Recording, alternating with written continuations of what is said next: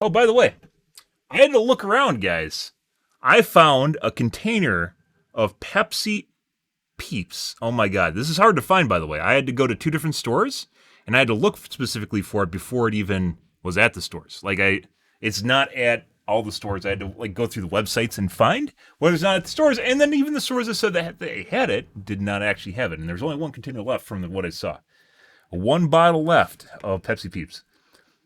I just wanted to try it. Same thing with I want to try the Dr. Pepper strawberry and cream, and yeah, that's also impossible to find. I got a case. I ordered it through not DoorDash, but there's some sort of delivery service. I ordered through the delivery service, and the guy showed up today with I ordered Pepsi Peeps, which they didn't have, which he didn't bring, and then he showed up with a case of sugar-free Dr. Pepper strawberry and cream, which is just an immediate fail. Yeah. So, that's like my one data point with the food delivery service, and it's not a good one. Spent $12 for a 12 pack, which I got refunded. A few weeks ago, we published the first in this series of updates on the game. Huh? It's crazy how much has happened since then. We launched Season 3, announced a collab with One Punch Man, and I'm now dating Genji. I feel so lucky. I wanted to dive into two topics today. Season 3 balance and the Matchmaker. We feel that the start of Season 3 is in a much better And they've touched on the Matchmaker already in two different blogs, and in my personal opinion, they have no fucking idea what they're doing. state of balance than the start of Season 2. We hear from players that balance is the best it's been since the launch of our 2, while the game feels fresh based on all the changes made. It's been great watching that discussion. Since the launch of Overwatch 2. Yeah. Yeah, in the last 5 months? Yeah. And to foster it, I'd like to give a bit more details and a bit less commentary. Let's look at the support role first. On the positive side, most supports are viable in nearly every skill tier. Bridget has really popped this season and has the highest win rate for nearly all skill tiers except for top 500, where Zen takes the lead, with both averaging out to a nearly 55% win rate. On the other end of the spectrum are Kiriko and Moira at around 45%. This goes to show that heroes with there is going to be some misinformation here, or I want to say misinformation. How you interpret information will change things a lot. One of the reasons I would say that the win rate for Kiriko and Moira is lower isn't necessarily because they're bad heroes or that they're worse in top 500. What I would say is there are Kirikos compared to Bridget, there are Kirikos and Moiras that play offensive Kiriko and Moira, which inherently fucking hurts your team. So they would have to further parse these stats and then look at the damage numbers of these Moiras that are losing games as opposed to other Moiras, and my guess is there is a direct correlation between their damage numbers and the team losing the game. And once again, I feel as though self-healing should be removed from the game. Not self-healing should be removed from the game. Self-healing stats should be removed from the game. So if you heal yourself, it should not count towards your healing as a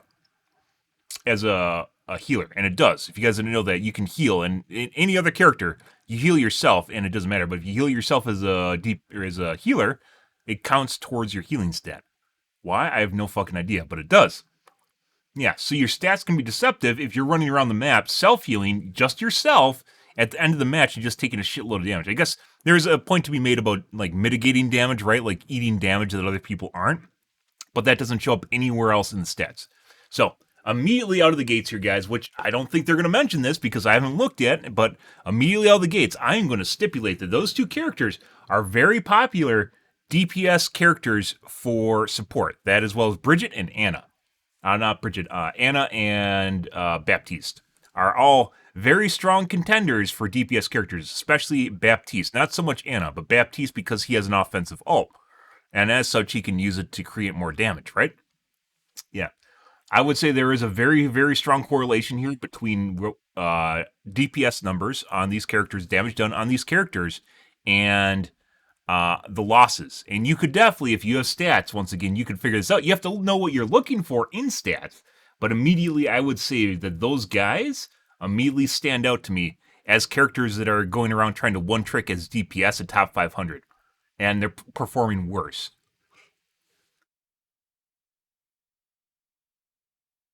On the positive side, most supports are viable in nearly every skill tier.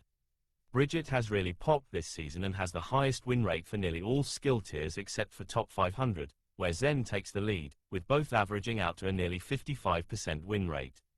On the other end of the spectrum are Kiriko and Moira at around 45%. This goes to show that heroes with the highest win rates aren't always the heroes that are played the most. When we look at who is actually being played, the top supports are Anna, Kiriko, and Mercy for nearly all skill tiers until Silver and Bronze, where Moira becomes picked quite a bit. Yeah, because people can't It's aim. counterintuitive that Kiriko has such a high pick rate. Just like at I'm sure it's the highest same levels way of play, on console. but such a low win rate, and Bridget has such a high win rate but a mediocre play rate. While it would Not. It's not, because they're doing something different at the highest level of play is where they get bored of the game and they're trying to show everyone how good they are at DPS. And then they will brag about their damage numbers while basically sabotaging their entire team and not put 2 and 2 together with DPS dying and being unable to sustain damage because they aren't healing them. And when people don't talk about this, it becomes the norm. And yeah, Blizzard should be smart enough to figure this out, right? And it doesn't look like they are. It's counterintuitive that Kiriko has such a high pick rate at the highest levels of play, but such a low win rate, and Bridget has such a high win rate but a mediocre play rate. While it would be fun to pick on this group, we tend to think that highly skilled players are continuing to pick certain heroes for good reasons, and we're getting additional metrics for maps, team comps, and team fights to try and understand this. What? If it's fruitful, expect to hear more about it. Wait, so they don't know? They don't know that it's a trend in the community to try and make DPS look like, or support to look like DPS characters? They don't know this is a trend? So they can make a TikTok Moira or a TikTok Kiriko that just runs around and headshots people, make a montage, and prove how amazing supports are at DPS? They don't know? This is Blizzard, by the way. Okay. Yeah, so as I mentioned, I bet Father Kaplan here, if Grandpa Kaplan was still around, he'd probably immediately go, well, you know, there's this trend on TikTok where they make a character that doesn't do exactly the same thing, do something that doesn't normally do because it stands out to all the people that they want to get, you know, and they get rewatches, and then people go and try it, and then when they get good enough, they think they can actually effectively heal and DPS at the same time, and then forget that they're actually healers and cause a loss. Yeah, and maybe there's something to this, you know, or if you're just intelligent, you can figure it out too. It is 100% a trend. And it's not just a meme. It is not just a meme. It definitely fucking happens, and you can go watch streamers that try and do it. So, yeah, and I've had the pleasure of being in games with players like that, which will then brag about their damage numbers at the end of the game, then brag about how few deaths they have compared to you, because you'll have a lot of deaths, and then talk about how horrible you are at DPS. It's almost circular. It's almost like them being the healer and not healing you causes you to die and do less damage. Weird, huh? Yeah, fucking weird. Which, once again, is why the game should have... I've talked about different stats this game should do away with or change. I think limbs should be turned into assists. I think assist category is dumb. I think deaths should be removed from the game because they serve no purpose, not remove the ability to die, but rather no one should be told when you die because it doesn't fucking matter. What matters is what happens when you're alive. And you can parse what you're doing while alive with other stats, which is where we're going to get here. There should be added killing blows, which matters because that's who chased down the person at the end of everything.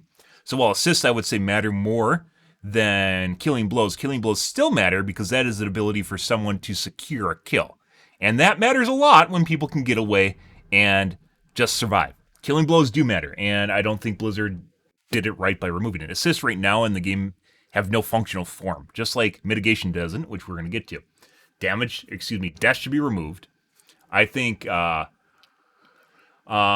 addition to healing done, you should be able to see healing receive. So as a player, you should be able to see how much healing you receive in order to figure out who's actually getting healed and who's not. Oh my god, support's actually needing to, support's actually being a little bit transparent and actually being able to see what their performance is and who they're healing and maybe a correlation between who's dying. Imagine that, a helpful stat. And then also total damage received, which would not just be mitigated damage. Mitigated damage is damage that you don't receive, right, with a shield or something. But total damage received matters because that's your ability to soak. And while you might say, oh, that doesn't make a good tank, neither does damage. Total damage done doesn't make a good DPS, right? You need to be able to secure kills. And while they're definitely correlative, it's not the end result. The idea is that you give metrics to people to empower them so that they can figure out what's wrong with their gameplay.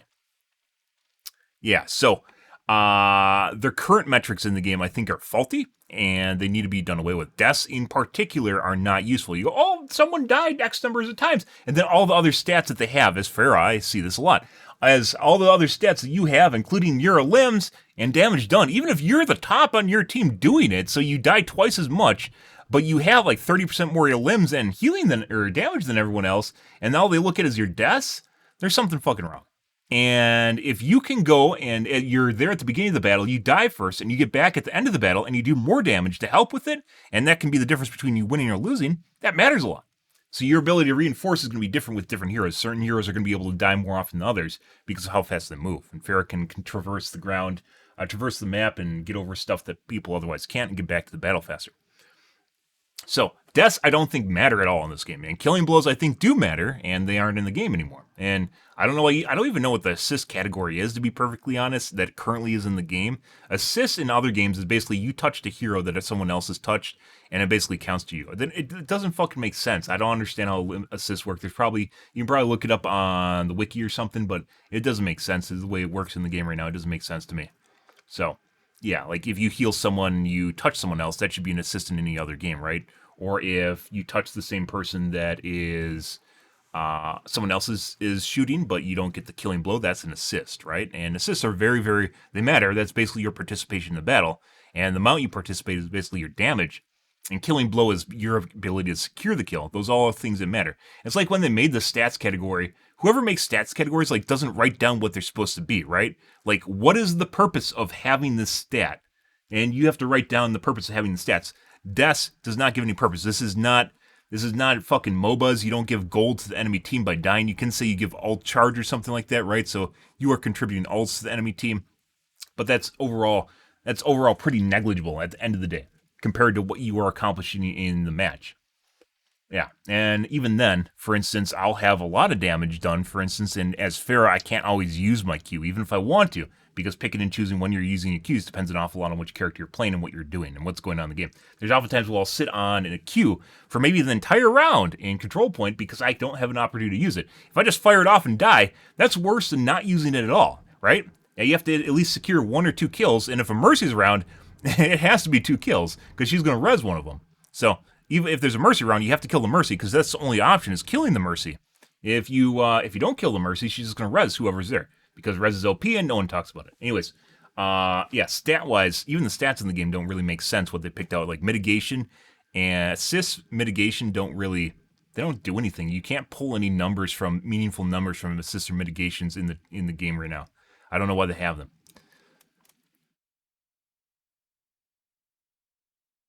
Tanks. Tanks are in a great spot right now. It's almost hard to pick a bad tank. At the top end, Reinhardt has the highest win rate of tanks for most tiers, reaching about 58% in bronze through platinum. At masters and above, Sigma. I would have originally said Wrecking Ball was a bad tank. He got buffed, obviously. But in addition to that, this does actually smell an awful lot like if they took Pepsi and just basically minced a bunch of peeps and threw it in.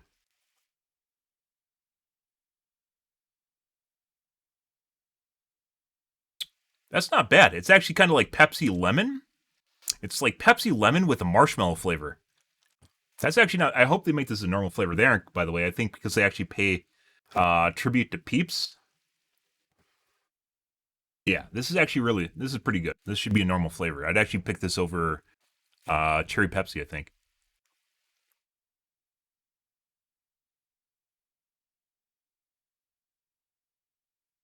Yeah, that's actually pretty good.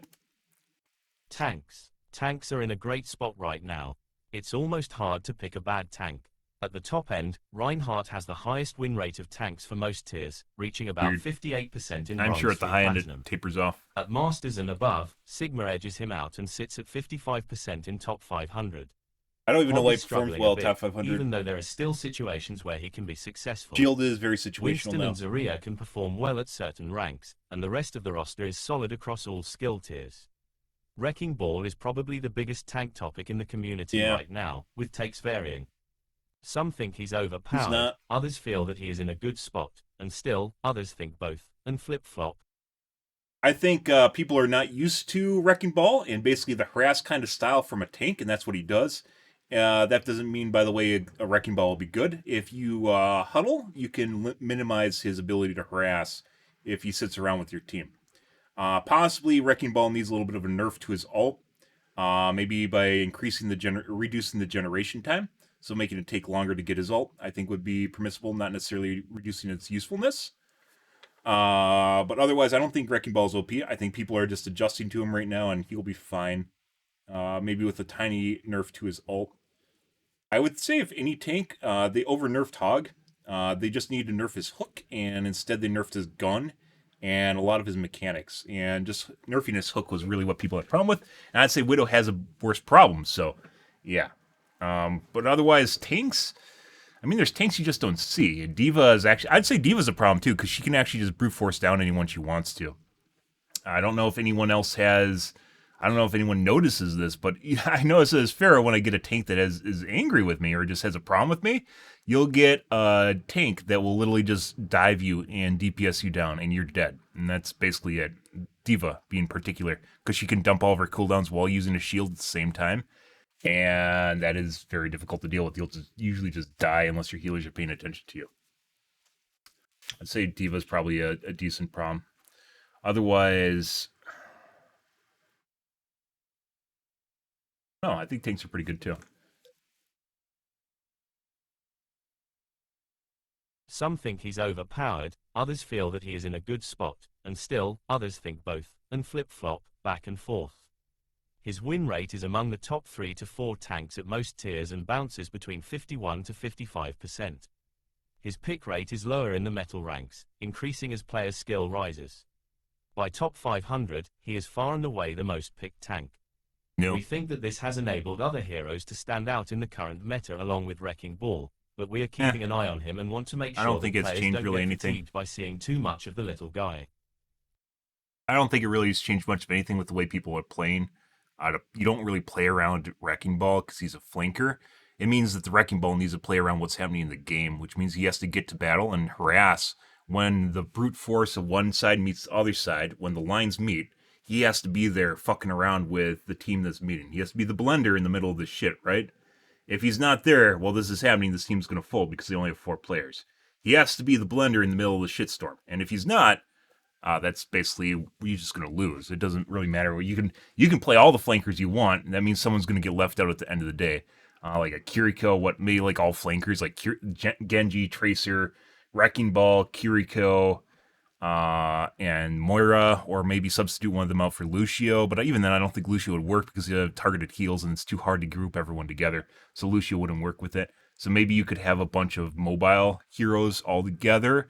But if you don't have a front line, the game rotates around objectives. If you don't have a front line, they're just going to dominate the objectives. So once again, I think that really I don't think there's really a way to play around Wrecking Ball more so than just knowing that he exists, and the Wrecking Ball should be the one that manages his time and where he's at. That being said, I don't think I have a problem with Wrecking Ball. I think the only thing with him is his ult is a little bit too obtrusive for how fast the cooldown is. All right. There have been some big swings in the damage roll. There are 2 stories here. From a numbers perspective, DPS feels fairly balanced across the board, Not. and Season 3 has been called the Season of Hitscan by many of you, or possibly the Season of Cassidy. Changes to McCree? Sojourn, as well as buffs to a few other Sojourn characters, still needs a have railgun opened a new nerf. set It needs of to have heroes for the people to play. head skin. Cassidy, Not the Pharah, hit skin. Widowmaker. Sojourn needs to have her headshot multiplier simply just removed. It needed to be removed nerfs ago, and it still needs to be removed from the game. It is too powerful, and they keep nerfing like different parts for kit, and they need to tackle the railgun. That's the real problem, especially the fact that it can still headshot because that's a damage multiplier, and it can easily just obliterate people. But yeah, no. Right now, Cassidy is McCree is very powerful, as well as Soldier is very powerful as well. Yeah, and it's kind of Blizzard likes it. Blizzard doesn't really fuck around too much with its projectile heroes. They just don't really like them for some reason. There have been some big swings in the damage roll. There are two stories here. From a numbers perspective, DPS feels fairly balanced across the board, and Season 3 has been called the Season of Widowmaker's still Hitscan broken. by many of you, The fact she can or make possibly the Season people of fall over Cassidy. from across the map, Changes especially when to people are Sojourn, cheating, as is well as obnoxious. buffs to a few other characters, have And I've opened a seen new plenty of set of them. heroes for people to play. I'm not talking Cassidy, about dying Farah, once. Widowmaker, and Tracer have all risen in playtime. In fact, Cassidy is the most picked hero by a huge margin at all ranks Yep. except for top They 500 overbuffed where him. he's tied with Tracer, and he continues to move up. Around 30% of matches have a Cassidy on both sides. Besides Symmetra, it's harder to talk about the most powerful heroes for DPS at middle to higher ranks. The band that most damage heroes fall within is between a 47% to 53% win rate. Farah, Widow, Tracer, and Sim hover around the top, but things shift around almost daily. At low ranks, the top heroes by win rate are Symmetra and Torbjorn. Aim It's assist always heroes. Symmetra and Torbjorn. In fact, Yep. Symmetra typically Turrets. has the highest win rate in the game for all roles at all ranks except Masters and above. Because she doesn't work. Sombra, at the low end of power, did have a significant lift this season and has a win rate of around 46% at Diamond and above. Sombra is very good. You need to know a position with her, and I still stand by the fact she's actually pretty good. She's just a debuff hero, and you need to know when to go in, and when your teammates are going to have to help you with whoever you're going to assist. Otherwise, she can usually assassinate. If someone's solo, she can usually kill them and run away. Much more so before they nerfed her. That being said, the Torbjorn and Symmetra syndrome is aim assist. That is because they have turrets. So it's just like Moira at low end. You have a character that basically has an aim assist ability, inherently much more powerful when people can't aim. I will stand by this till the end, guys, and I still think so. The lower 50% of a player base should not be balanced around. They're just a shit show. They don't know what they're doing. They have no idea what's going on. They probably don't even care. It could be a 2-year-old just like literally just slamming his keyboard. You have no fucking idea. And as such, I don't think they should be balanced around. They're just going to be left to their own devices, and that's just the way the world's going to work. The higher ends, even possibly in this game in Dead by Daylight, it was more relevant. But at the higher ends, I do think there should be balancing tiers. There should be different heroes should be balanced differently globally based on the tier they're at. And I'm not talking like a single hero. Rather, I'm talking maybe like groups of heroes such as tanks, DPS, or support. Depending on what band they're at, what tier they're at is going to determine how they're played. And in Dead by Daylight is much more relevant. Dead by Daylight is the asymmetrical game, if you guys haven't played it, in which it's a 4v1. And this one person, the killer, is much stronger at low tiers because these guys have no idea what they're doing. And they have to function as a team. And as you can imagine, at low tiers, when people have to function as a team, they don't work at all. That being said, when you get to higher tiers, these 4 guys can dick all over this one guy because once again they surpass him. The buffs that were given to these 4 people do not really matter at lower end, and they tend to care too much about the middle area. They care about the middle distribution too much, simply because that is where most people end up, right? It's the majority of their player base. But that being said, if you have a very transparent balancing mechanism, let's say it globally shows you where you are, what tier you're in, like quartile or whatever, and then it'll show you the buffs that and debuffs that are in effect that affect whatever characters are in the game or class characters in the game. They could easily do that. And no one, I don't think there's a single game that's done that. Probably one game has done that at this point. But it's a very non-traditional way of looking at things because, oh my god, no one's going to be able to understand it. People that are at the lower tier in the game are probably not going to be able to understand gameplay mechanics anyway, so it doesn't really matter that much to them as long as you're not like, generally you're trying to help people out at that low tier, right? So maybe things would be balanced a little bit differently. But as like the low player, the low tier syndrome, I don't think matters at all. I think people like that are just going to be left to their own devices and they're just going to do whatever the fuck they want.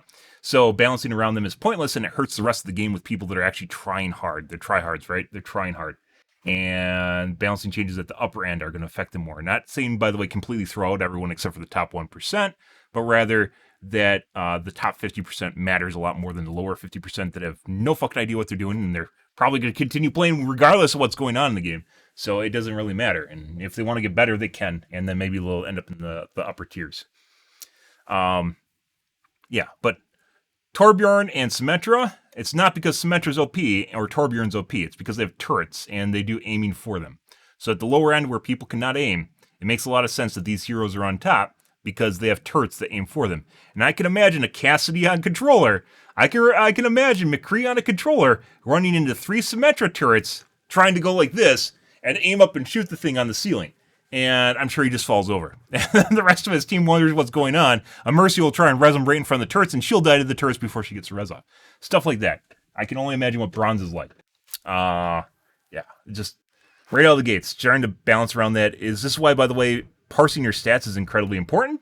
And if you think Symmetra and Torbjorn are doing well, because they're highly picked at the lower ranks, that doesn't mean anything at all. Once again, you are using basically bad stats, or you're looking at the wrong stats here, or you don't know how to parse the stats, because at the lower ranks or mid to lower, you have people that have no idea what they're doing and just fucking around, and it's going to show. Like Symmetra and Torbjorn are going to dominate because people can't aim.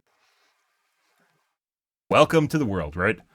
Yeah, but that's something that they'd easily be able to pick out if they were parsing the stats right. If they had a statistician or whoever's on their team doing this right. Once again, as I mentioned, the stats, the not leaderboard, but the in-game stat menu, the tab, score screen needs to be changed to give you stats that actually matter. And Symmetra, I don't think she's not very good. Symmetra is actually not very good at high tier because her beam is not that good. It's 180 DPS, which, oh my god, 180 DPS. Yeah, except Soldier does 162, and that's very close. That's very close in terms of damage, and he doesn't need to ramp up. And obviously, it tapers off at range, but it's just kind of a showcase of power difference. And Symmetra needs the charge. And her dick, we talked about, we played Symmetra for a bit. Her dick is too short, is the way it goes. And they could change it so it gets longer, the charge level increases. They could just make it longer by default. They could make it so it gets shorter, the charge level goes up, and then just increases her damage so that she's like running around with like a dagger stabbing people and they just fall over or something. There's a lot of cool stuff you could do with her. But the thing is, Symmetra does not work at higher MMR. You might think she does, she doesn't. And her right click is just bad. It's just straight out bad. It does 90 damage if you hit people direct with it. It's like a shitty version of a Pharaoh missile. Her left click is really where it's at, and once again, you have to get in a very specific position to actually use that. And if anyone's doing anything properly, they'll just shit on you. They'll notice you trying to creep up, and all it takes is a Reinhardt to just start swinging at you and you're dead. Unless your healers are heal bonding you, you're just going to die. I've had that happen plenty of times, so yeah. No, not doing balancing patches, Widowmaker, and no mention of Widowmaker here. Widowmaker, once again, just makes people fall over. They just die. That's a bigger deal than Roadhog ever was. But people didn't bitch about Widowmaker, they bitched about Roadhog. With the current state of the game, we're not looking at doing balance changes until our mid-season patch. We made some big changes to the Matchmaker this season. The primary goal was to optimize the pairing of players to minimize the MMR difference within a specific role. I don't think that For works. example, when making matches, some roles matter a lot more than other roles, such as your on tank. each team being closer in skill than we do for the DPS players And on it will one change team how certain being players evenly play, matched with tank certain players classes on play. the other team. This has worked, and matches have a much tighter skill delta between players of the same role. That doesn't matter. Like, so if you have tanks that are diamond and you have all the other players in the match that are GMs, if the tanks don't know how to position themselves or how to work properly, you're just going to get shit all over. And if you go far enough down the skill tree, let's say platinums, where you have plat tanks, if you have a tank that's a plat and another tank that's plat, they could be completely different in terms of skill level. You have no fucking idea. Same thing with healers. If you have certain healers, they're going to be their ability. Let's say you have plat healers in the GM lobby with GM DPS and GM tanks, and the GM tank and the GM DPS are not going to be able to adjust to the healers. You go, oh, they're right. You know, like, the DPS or the support doesn't matter what they're playing against. We've talked about this before. When you play Pharah, for instance, you can't get healed properly. You will not get healed properly if you have someone that's playing Ana and they can't aim, because they sometimes won't even try to heal you. At certain levels, they won't try at all. And I mean, at some levels, you could say, you just have to change how you play and balance around it. Sometimes you don't notice this shit until it's too late and you're fucked. And they'll be playing their Kiriko or their Ana or whatever that they normally play in, which works at lower tiers, but it doesn't work at higher tiers. And then your expectation out of certain characters to do certain things that you depend on will change. And you go, oh, just adapt to having a diamond tank. The game doesn't really just straight out tell you, and if the profile is private, you probably won't be able to figure that out. Yeah, so, oh, you have a Reinhardt that would normally raise his shield and block a Diva Bomb that is now running away because he's a plat Reinhardt. He's running away, or he does something stupid and it gets him killed. You normally depend on this person to save the team. Now you can't depend on him to save the team. And as such, I very much think that, well, it sounds good. It's mirror balancing sounds great and everything because it's a plat tank on one side, it's a plat tank on another side. At the end of the day, in reality, it's not really the way stats work out because the interactions are more complicated than just having two like things on both sides. You just go, oh, then if this guy misses the Diva Bomb, then obviously this plat is going to miss the Diva Bomb, right? Where consistently GM Reinhardts will be able to deal with the Diva Bomb properly. At plat, you might have one guy that can and one guy that can't. And that's the difference between having a reliable character that you know is going to do something so you can make predictions and pushes based off certain information that will be built into your hand. Schemas, stuff that you've learned as you play with higher tier players that will be built into your mind as far as advantages you can take and where you can go and how basically much you can push will be different because they don't have the same sort of slop they're going to clean up. You can't depend on the healers. There's certain places and certain times when you play Pharah, for instance, where you can't depend on your healer and you have to self-heal. And you don't know that until you basically get fucked by it. And sometimes they will heal you, sometimes you won't. You get a GM Anna, she'll fucking hit like almost all her shots on you, and you can usually depend on her to save your life. And you're like, holy shit, this is a great healer. And you get a plant Anna, and she just doesn't heal you at all because it infuriates her whenever she misses a shot on you, so she just won't try. Yeah, and you go, oh, that never happened. That definitely happens. You just get healers that refuse to heal you because you have to aim up, and it's difficult for them. So, while this sounds great and everything from a balancing perspective, because mirror balancing is the ultimate form of balance, right? Just have equal things on both sides. It's not, and I would say this is not helpful to the game, and I think it's actually a mistake doing this. The game should be balanced across.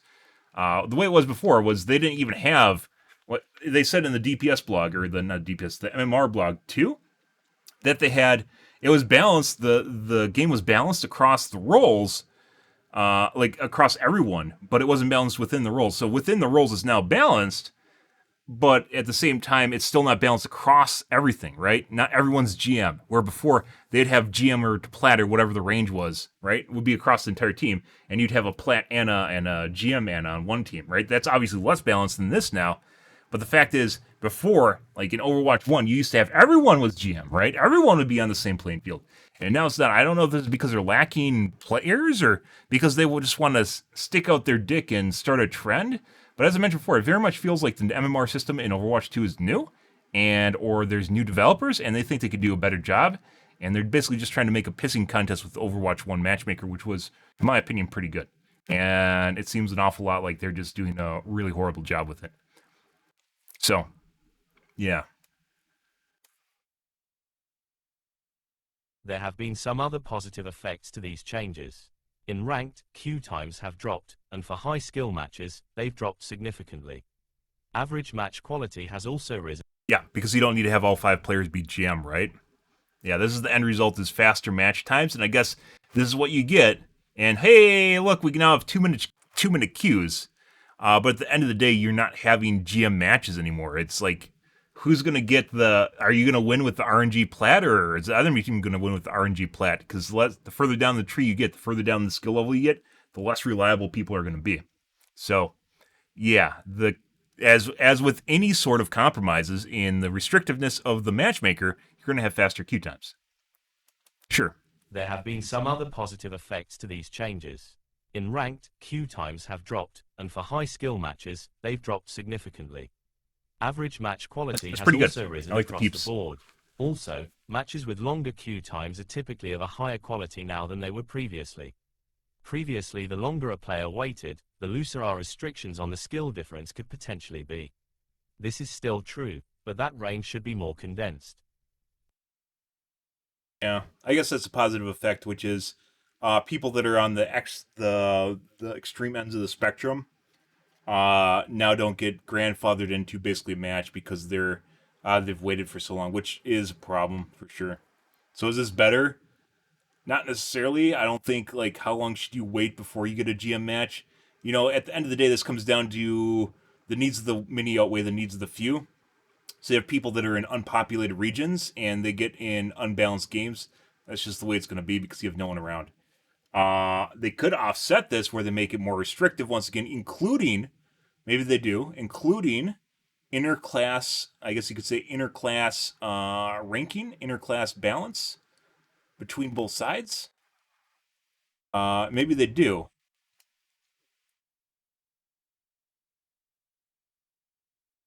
but probably not.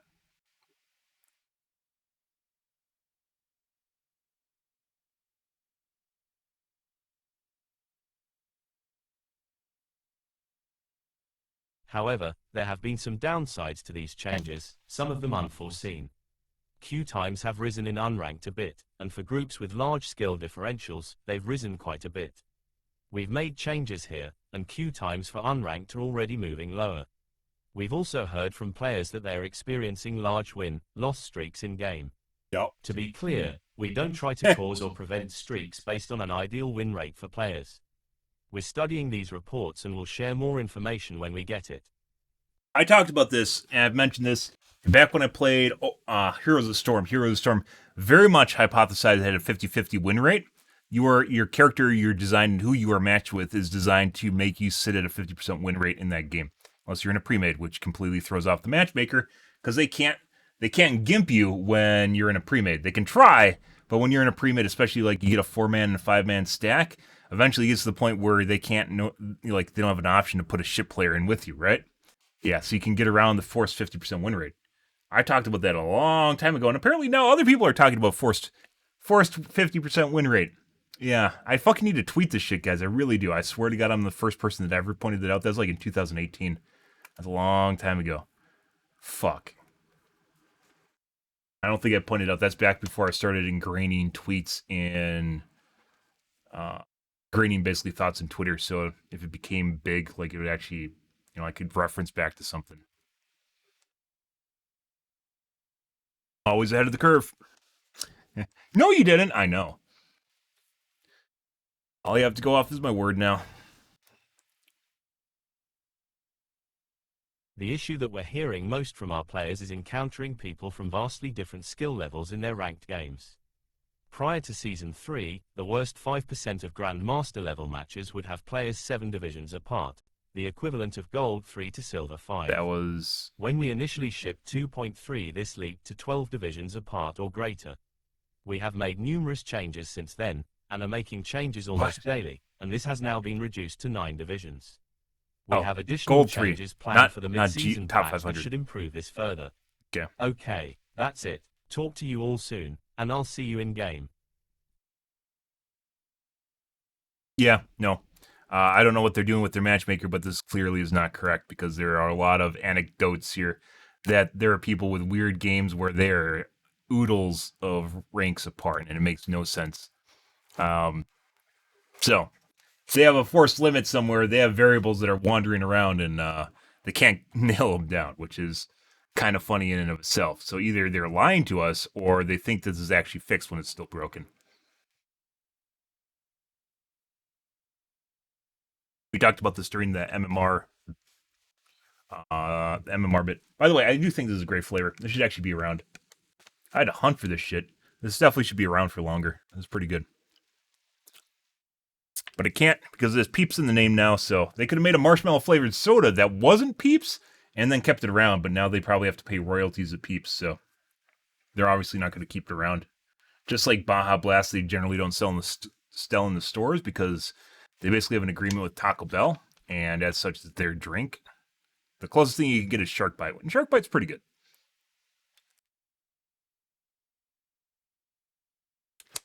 They made their own kind of generic Baja Blast. It's still pretty good in its own way. Okay. Yeah, just kind of wrapping this up, guys. I don't think they completely understand their stats. Like the Torborn and Symmetra thing's pretty straightforward, right? You have turrets that aim for you, and all of a sudden it increases the win rate of the character because you're playing with people that basically can't aim. They're worse than bots, is what it turns into. Yeah. There's no addressing Widowmaker here, which can just make people fall over, and I think she's a much bigger threat than Fatty ever was, or Roadhog ever was. I think Roadhog is over nerfed as well. Yeah. And also, I wish they would redo the stat board and get rid of things like deaths, for instance, that don't really have much meaning in the game. Deaths, assists, and mitigated damage don't really have any place. And then add things like killing blows, limbs are now assists, and as well as total damage received, which obviously be very high for tanks, but it'd be a telling number because tanks can survive and then get healed for even more. They can heal themselves, right? Which matters a lot because your potential damage soak, which includes mitigated damage too. Mitigated damage should also include, for instance, things like the amount. This seems more carbonated than normal. The amount of damage you otherwise would have taken with the damage reduction effect, and I don't think it does in MMOs. It does. For instance, if you have armor reduction and it reduces your damage by 40%, that means you are eating an additional 40% damage, which actually really matters. And I don't think the game takes into account. Once again, overall damage really matters. They used to have it in HOTS and they removed it because apparently tanks were misusing that stat. Because obviously, you're a good tank with damage. Total damage received makes you a good tank, right? Which it can, but also can be misused, just like damage done can be misused and healing done can be misused. We just talked earlier about how you can self heal as a healer, and it shows up in your stats. So you can potentially roll around the map and just self heal a lot, and it actually is deceptive because it seems like you're healing a lot when you're just healing yourself. Which I mean, at the end of the day, does represent damage soak, but some characters can damage soak a lot better than you can just by eating random numbers. Okay. We're gonna turn this into a highlight. Yeah, there's some things here that definitely don't seem to completely understand, and some things are I kind of agree with. Tanks, I think, are in a pretty good spot. Honestly, still think that 2 tanks should be a thing, and I don't like the 5v5 system. That's not going to change, though, probably until Overwatch 3. I think that's one of those things that they thought is a core game design, and they're proud of it, or some stupid shit like that, so it's not going to change. It's a pissing contest for them, so that's not going to change at all.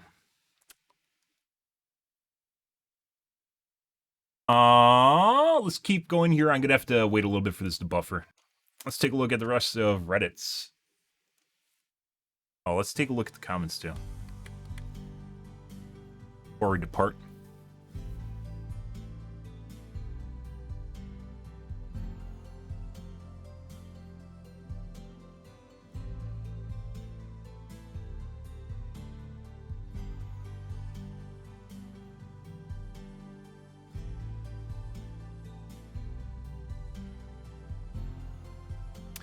Only 9 divisions sounds ridiculous. I can't even believe they typed that and thought it sounded okay. What a joke. I'd agree with that. 9 divisions is like GM and Masters, isn't it?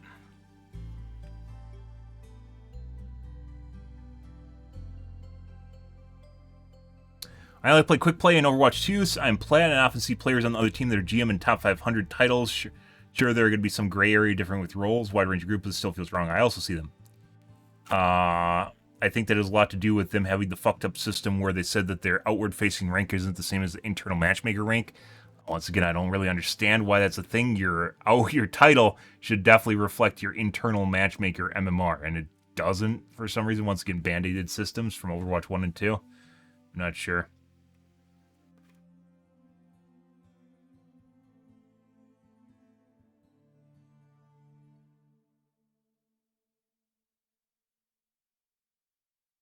I think in unranked modes, especially, it's tricky. They could restrict groups based on SR, similar to rank, but then run into problems with what happens if the never played account before. You just always use. It's just always an MMR system in the background. That's easy. People are ranked even when they aren't in comp. They're playing ranked even when they aren't ranked.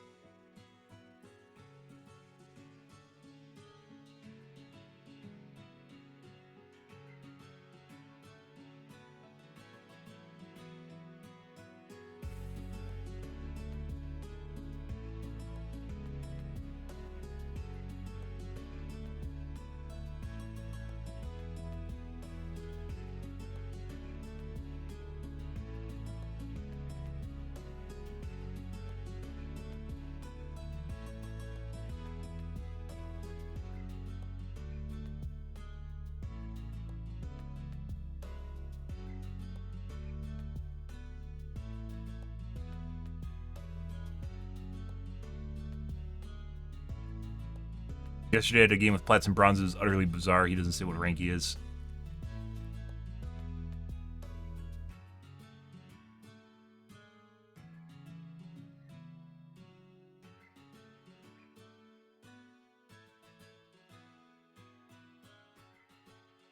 You're telling me that consistent data of Grandmaster 1 playing against Diamond 3. Yeah, the 12 divisions apart.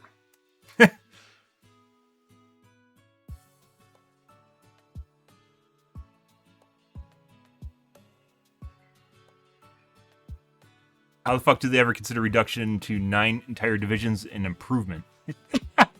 Like I said, I'm pretty sure Overwatch 2 is a completely new MMR system, and they kind of fucked the pooch with it, and they're trying to fix the issue. It's basically like 0.5. It's basically like season 0.5 before the Matchmaker ever took off. The Matchmaker, the MMR system only got good in like season 2 and 3 in Overwatch. And I peaked in season 3-ish, 3-4.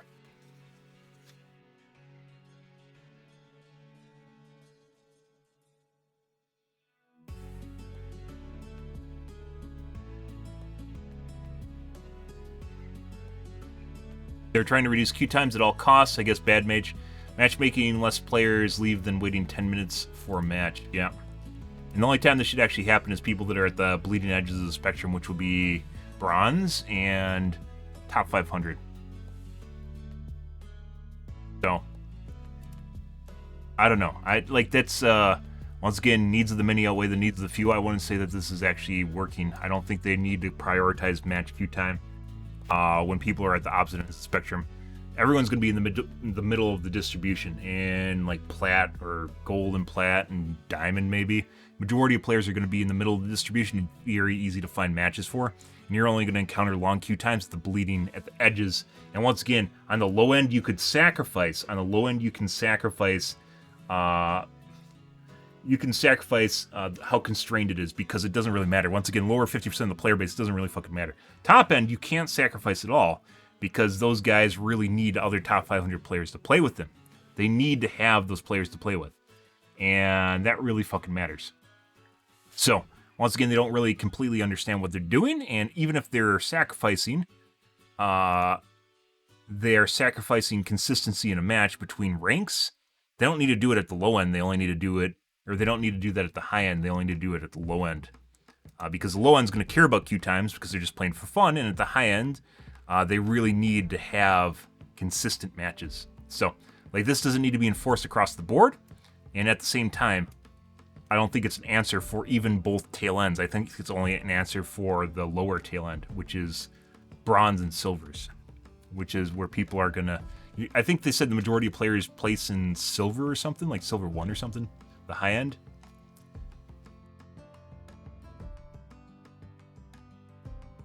But game developers don't really understand that.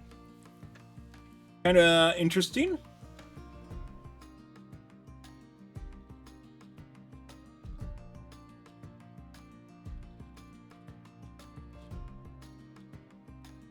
I'm happy to wait a few minutes, but I definitely wouldn't wait 10 minutes. I don't envy the job. Yeah, you wouldn't be waiting 10 minutes if you're in gold or bronze or gold or plat. So, regardless of you thinking that, you're not a 10-minute wait. 10-minute queue times are for people that are in top 500 in GM.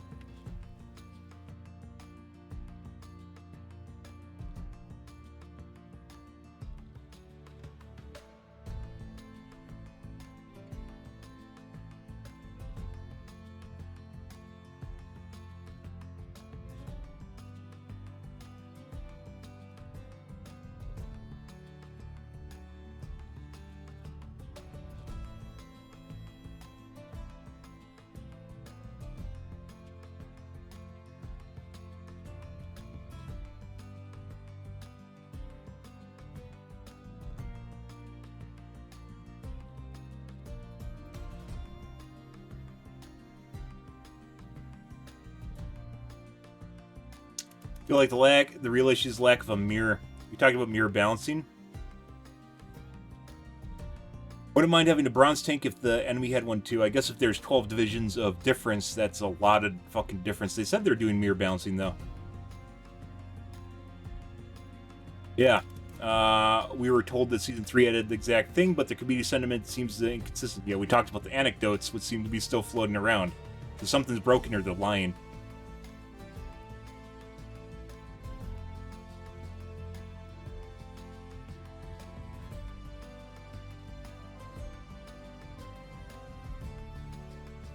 Still see a ton of Smurfs. We had a diamond player in a game yesterday.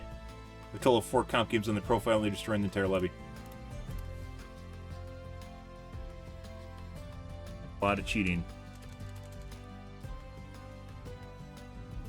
Is someone their bot in account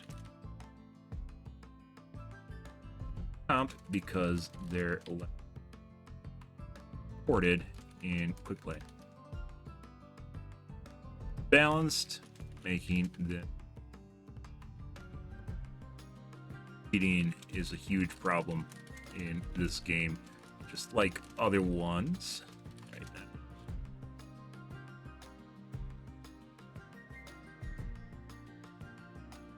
Much cheats. Oh, and you'll find paid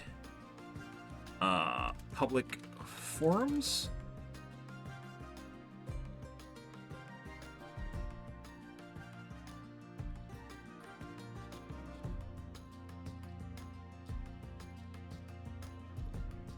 Could be a Smurf, but highly unlikely. I don't think Smurfing's a big deal.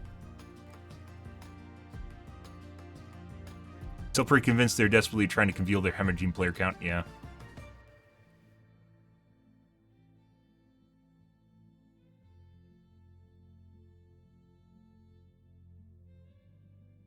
TBS players waiting 100 years per match is one of the largest complaints in Overwatch 1.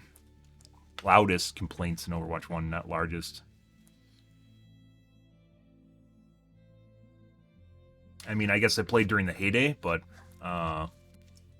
few times weren't really that bad. It was like 8 minutes, 6 minutes when I was in GM.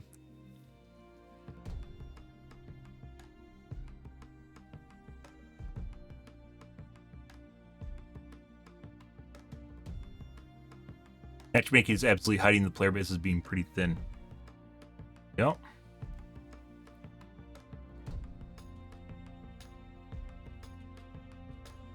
Assume that's why crossplay was made a thing too. Crossplay is not on. Crossplay only works if you're in quick play and grouped with someone on PC. And then you're pulled into PC lobbies and given aim assist on console. Open rank mode.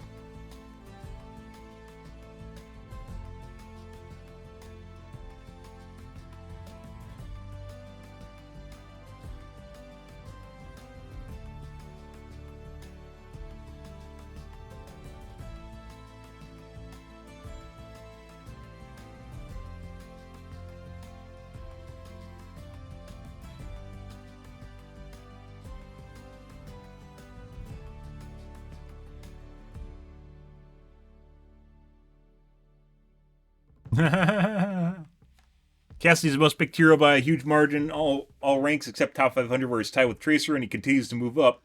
Around 30% of matches have Cassidy on both sides, and then they say, with the current state of the game, we're not looking to balance changes until mid-season patch. Yep.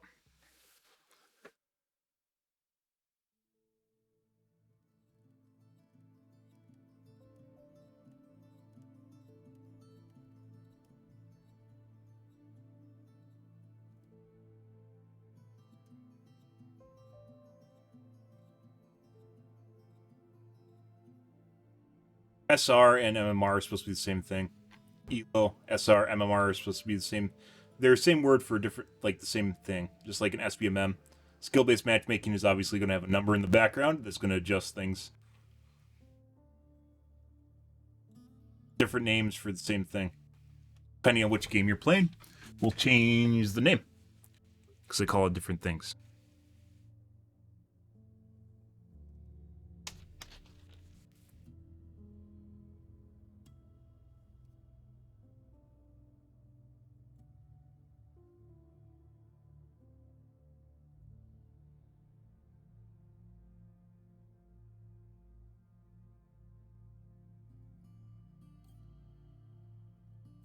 Queue times for my 5-stack went from 1 minute average to nearly 5 minute average, and just quick play to the point where we were wondering if one of us had a permanent matchmaking penalty applied. Good to know this is at least due to tweaks to the underlying matchmaking system, but it's a bit unfortunate. I don't know how new this news is, by the way.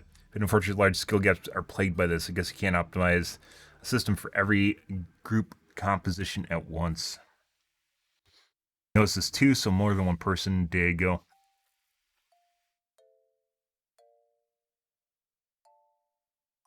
It's almost as if they have an inflated win rate due to them having a low pick rate. What? That's not how win rates their percent. That's not how percents work. Or turret characters perform better in where players don't have good aim. Yep, we talked about that. That makes sense.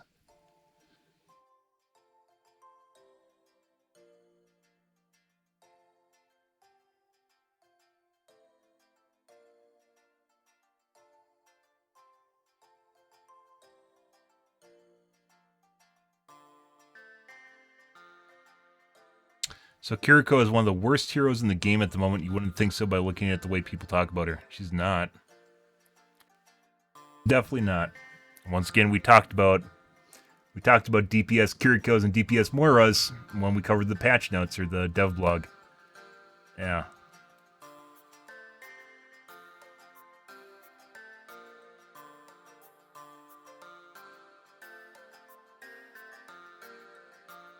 I would leave a comment about cheating, but this is a day old. We aren't going to get any engagement, so it's not worth doing.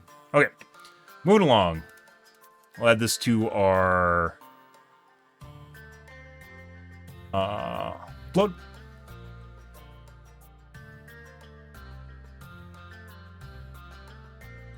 Why this matchmaking approach sucks.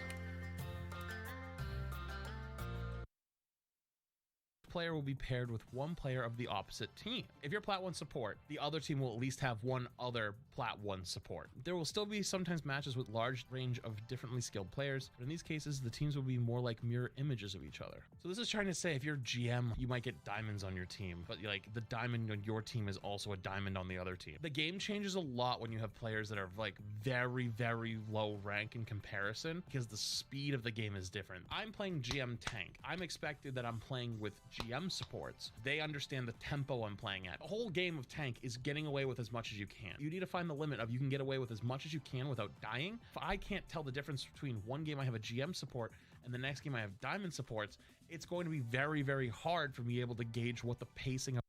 This guy has played Overwatch for years, by the way, and I basically covered the same thing and more when we covered the dev blog. Always ahead of the curve, guys. Yeah, I didn't stream Overwatch for the last 5 years of my life. I streamed Overwatch for a year and a half when it first came out, and now we've been on Overwatch again for maybe another half a year, and covered more than, I believe this is Flats, covered more than Flats has, and the same topic that Flats has in different wording and better wording in my case. Always ahead of the curve, guys. We'll add that to the upload too. Here every day, almost every day. Here every day.